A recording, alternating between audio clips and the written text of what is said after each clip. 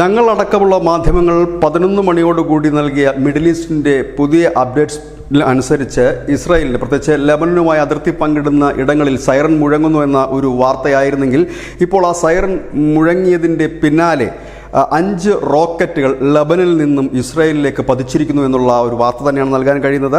കിസുഫിമിന് അടുത്തായിട്ടാണ് ഈ റോക്കറ്റുകൾ പതിച്ചത്. ഇതിൽ 3 റോക്കറ്റുകൾ ഇസ്രായേലിനെ തകർക്കാൻ കഴിഞ്ഞു. 2 എണ്ണം തുറസായ സ്ഥലത്താണ് പതിച്ചതെന്ന് IDF പറയുന്നു. ഏതായാലും ഇപ്പോൾ ദോഹയിൽ ഒരു നിർണായക ചർച്ച നടക്കുന്നു. ഈ ചർച്ചയിൽ ഹമാസ് പങ്കെടുക്കുന്നില്ല.